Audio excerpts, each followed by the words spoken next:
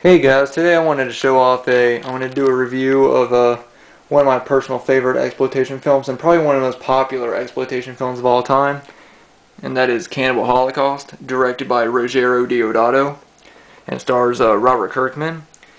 And basically what the film is about, a few months prior to the actual events of the film, a documentary film crew went out into the Amazon jungle to document a tribe of cannibals in the Amazon jungle, and they end up disappearing. And then months later, an anthropologist named Professor Monroe decides that he wants to find the cans of film and see what they contain. And the character Professor Monroe, he's a very optimistic and positive character. You know, he's very sure of himself. He's very sure of what he's doing is right, and basically he just wants to get the footage to make a documentary and, you know, basically show the public what the life of, you know, what it's like out there in the Amazon jungle. And so basically what he does is that he gets the help of a tracker, and him and another person, they go out into the Amazon jungle, and they end up coming across a tribe of cannibals. Now in the movie there's two types of cannibals in this film. There is what is called the swamp people and the tree people. And basically they're at war with each other during the film, and they end up basically the tracker ends up capturing one of the members of the tribe and holds him hostage while they go around in the woods. And Professor Monroe is against this. He doesn't like the fact that they're holding him hostage, but what basically they're trying to do is they're trying to get him to lead them to to their village. And during the scene when they're going across through it, they see one of the members of the tribes, and he's in a rowboat, and he has this girl tied up, and he pulls her out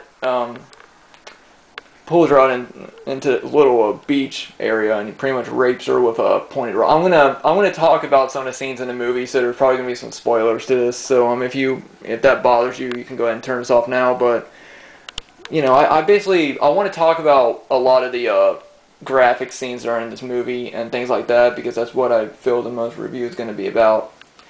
But anyway, so, you know, he basically, when he came up, basically rapes the girl with a pointed rock, and there's a lot of blood coming out of her vagina, and it's pretty gross. But basically, that character leads them to the thing, and they're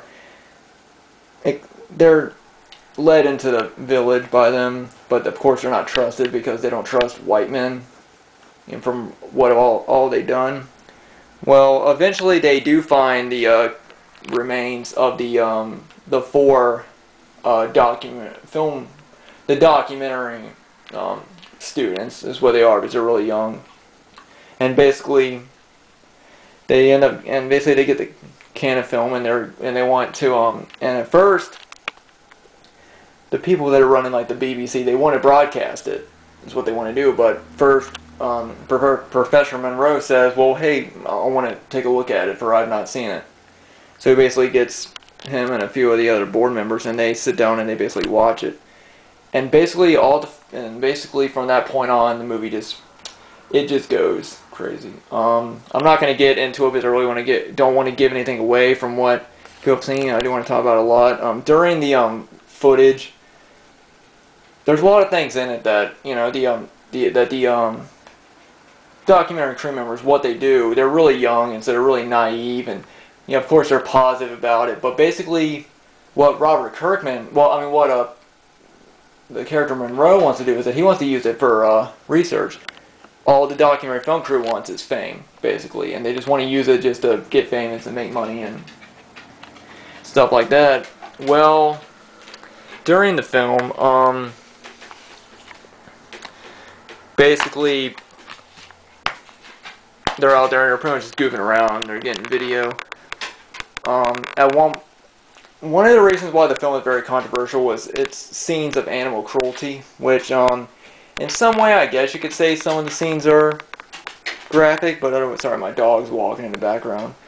But other than that, like there's one scene where they get a giant snapping turtle and they cut its head off and then they rip it open and they pull out its intestines and begin to eat it. You know, honestly, some of the animal scenes are kind of like they're animals that if you were out in the middle of the jungle and if you actually saw one of these animals, you know, you'd probably end up killing them. Like at one point they kill a spider, then they kill, and another point they kill a snake, and basically if you were out in the middle of the jungle and you needed food, you would kill these animals to eat them. But or it's one of those kill or be killed things. You know, it's either you kill the snake or it's gonna bite you and you're gonna die. So, and one of the crew members ended up dying from a snake bite in the film.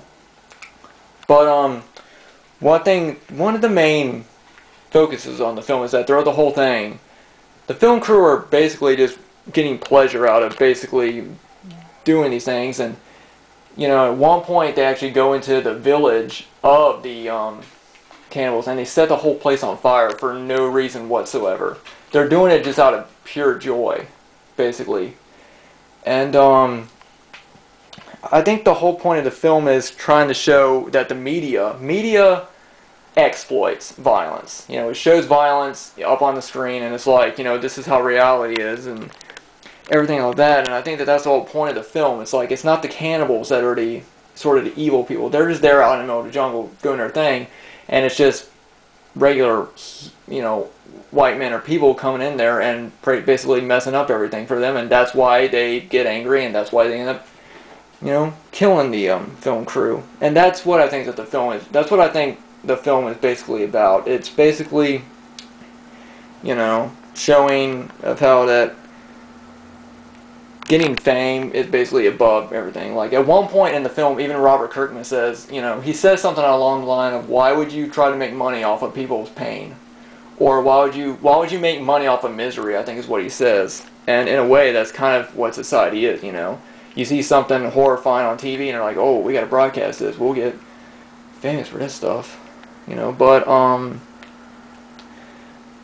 like I said, it's a film like this. It's really an amazing movie. You know, I love the film. I love the music of it. The special effects are great. The blood in it is so realistic. For those of you who don't know the backstory, the special effects of the film were so realistic that the director of the film and the producer actually were almost imprisoned because they were. Everyone thought that they actually made a real snuff film and that these people were actually really died in the movie. The people that died in the movie, they actually thought they really were, but they weren't. One thing I really liked is that the only person that I could ever find in this movie that I actually liked was the Professor Monroe character, because he seemed the only sane person. Like at one point he's showing the people that want to make it into a documentary. They keep saying, just think about just think about what could be done with this documentary, what it could show people, and he's over there saying, and he's basically just saying, you guys are just trying to make money off of people getting killed, and that's basically what the film is entailing, or at least that's what it is to me. You know, this is one of those films that could be interpreted in many different ways. You know, that's just how I felt. To me, I think it's like sort of a shotgun blast to the senses, to society, basically, of how that, you know, people, they see blood and gore and they love it, you know. But the death scenes in it are really great. I'm going to talk about one scene in particular. There's one scene where there's like 4 guys and 1 girl. I mean, there are 3 guys and 1 girl in the film crew, and at one point the 3 guys get together and they capture this young girl from the tribe, and they end up raping her for no reason whatsoever. They just rape her for joy.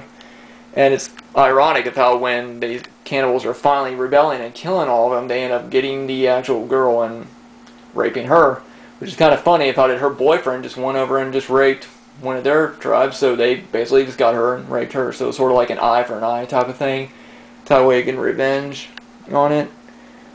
But like I said, really amazing film. It's really a highly recommended film to anyone who's into exploitation movies. The music is great. It's so weird. The music doesn't even sound like it's music to a horror film. It's kind of this,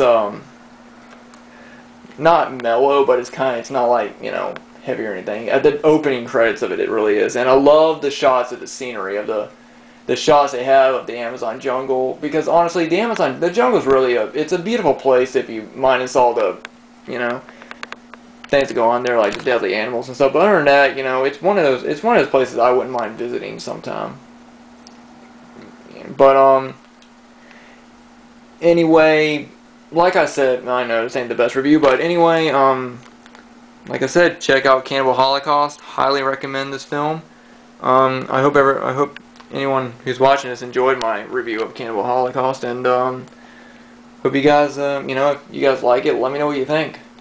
You know, if you've seen Cannibal Holocaust and you like it, let me know what you guys think about the film. You know, and hope I'll see you guys later. All right, later.